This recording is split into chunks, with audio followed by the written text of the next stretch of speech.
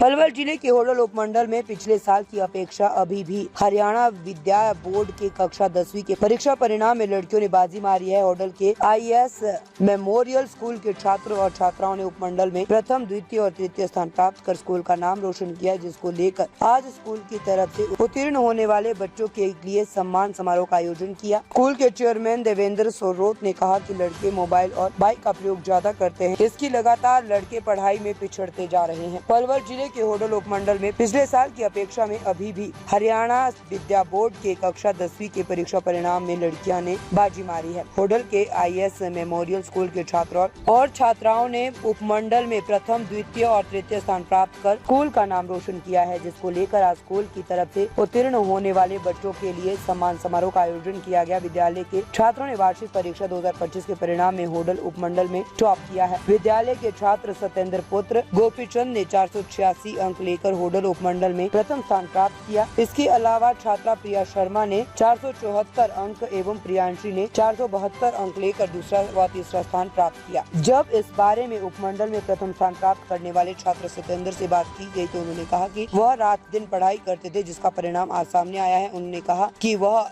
आगे सिविल सेवा में जाना चाहते हैं। वहीं छात्राओं ने कहा कि वह भी देश की सेवा के लिए NDA में जाना चाहती है। विद्यालय के अध्यक्ष देवेंद्र सोरोत ने बताया कि विद्यालय का परीक्षा परिणाम 100% रहा। विद्यालय के 56 छात्रों ने अपना नाम मेरिट सूची में दर्ज करवाया है। विद्यालय के 106 छात्रों ने 70% से ज्यादा अंक प्राप्त किए। छात्रों की सफलता पर उन्हें स्मृति चिन्ह देकर सम्मानित किया गया। जब स्कूल के चेयरमैन मास्टर देवेंद्र सोरोत से पूछा गया कि हर बार परीक्षा परिणाम में लड़कियों द्वारा ही बाजी मारी जा रही है, तो स्कूल के चेयरमैन देवेंद्र सोरोत ने कहा कि लड़के मोबाइल और बाइक का प्रयोग ज्यादा करते हैं। लड़के इंस्टाग्राम, फेसबुक, व्हाट्सएप पर पढ़ाई को छोड़कर लगे रहते हैं और लड़कियां स्कूल द्वारा बताए गए काम को करती है और बाइक और मोबाइल से ज्यादा दूरी रहती है, और इसीलिए लड़कियां पढ़ाई में लड़कों से आगे बढ़ रही है और हर बार की परीक्षा में लड़के पिछड़ते जा रहे हैं। उन्होंने कहा कि लड़के के परिवार वालों को लड़कों को मोबाइल और बाइक से दूर रखना होगा, तभी लड़के पढ़ाई में आगे बढ़ सकते हैं। इस अवसर पर संस्था के अध्यक्ष प्रेम सिंह, एडवोकेट डॉक्टर सुमन सोरोत, जिले सिंह, हरिशंकर सिंह, प्रभु दयाल, सुमेर सिंह बेनीवाल, रामेश्वर, सुनीता, सविता, जितेंद्र रावत, धीरेन्द्र चौहान, अजय कुमार, समीर तेवतिया एवं अन्य अध्यापक उपस्थित रहे।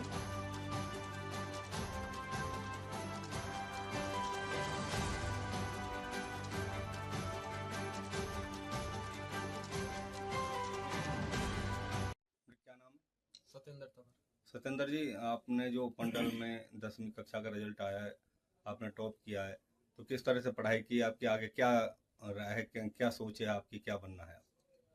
जी, दिन में भी पढ़ाई करते थे, रात को भी पढ़ाई करते थे, और फिर स्कूल में तो पढ़ते ही थे, और फिर अनुशासन और हमारे जो टीचर्स हैं वो भी बहुत मेहनती थे, और आगे जाके UPSC करने का विचार है।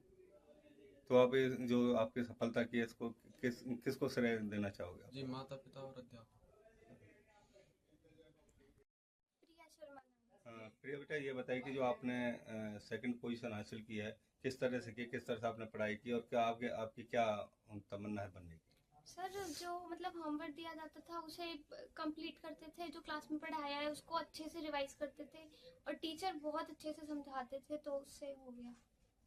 तो इसका श्रेय किसको देना चाहेंगे? आगे आपकी क्या तमन्ना बनने की? इसका श्रेय तो टीचर्स को और पेरेंट्स को ही जाएगा, जिन्होंने सपोर्ट किया है। टीचर्स ने मेहनत की है, और आगे सर IIT करनी है अभी तो।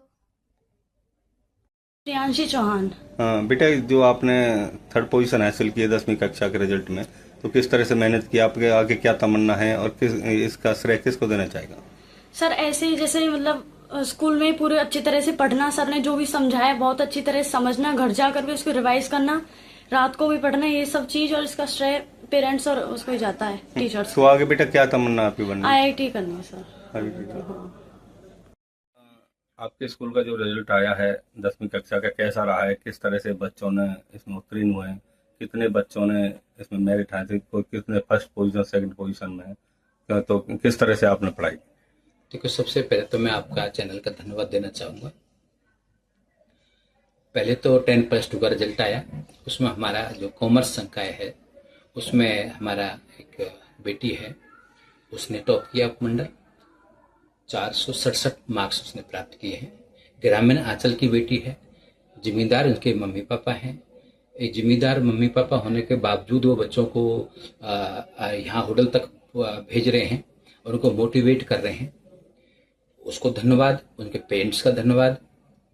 टीचर्स जो उनको पढ़ाने वाले हैं, उन्होंने पूरी समर्पण भाव से उनको पढ़ाया है, उनको भी बधाई और मुबारकबाद देना चाहूँगा। इसके बाद में हमारा 10th का रिजल्ट आया है, उसने भी बच्चों की मेहनत रंग लाई और उसमें भी उपमंडल को टॉप किया है। सतेंद्र बेटा है, उसने 486 मार्क्स लिए हैं। उसके बाद में वो भी उपमंडल में टॉप है। तो सबसे बड़ी बात तो सफलता जो है वो बच्चों की अपनी मेहनत प्लस में टीचरों की जो मेहनत है, जो समर्पण भाव है स्कूल के प्रति, शिक्षा के प्रति जो है, और उनसे भी बढ़कर है अनुशासन। जिस घर में, परिवार में, समाज में या स्कूल में अगर अनुशासन होगा और बच्चों को मोबाइल और मोटर बाइक इनसे दूर अगर रखेंगे तो ये सफलता बहुत दूर नहीं है बच्चों के लिए, हमारे समाज के लिए। तो मैं तो आपके माध्यम से अपने बच्चों को भी और बाकी अभिभावकों को भी ये अनुरोध करना चाहूँगा कि बच्चों के साथ में मेहनत कीजिए, बच्चों का ध्यान रखिए और बच्चों को मोबाइल और मोटर बाइक से दूर रखिए। तो जिस तरह से हर +2 में भी देखा गया, 10वीं में देखा गया, जिस तरह से मतलब लड़कियां ने बाजी मारी है, लड़के पीछे हैं, और क्या कहेंगे इसके बारे में? इसका भी वही कारण है कि हमारे ग्रामीणांचल में या हमारे लोकलिटी में अभी लड़कियों पे थोड़ी सख्ती ज्यादा रखते हैं पेरेंट्स। उनको मोबाइल वगैरह का नहीं होता कि आप मोबाइल यूज कर पाए, और मोटरसाइकिल तो वो बहुत दूर है ही नहीं हमारे इलाके के हिसाब से, और लड़के जो हैं वो मोटर बाइक भी चला रहे हैं और मोबाइल उनके साथ है। तो ये एक मीडिया, जब तक मीडिया, सोशल मीडिया कहेंगे हम इसको, सोशल मीडिया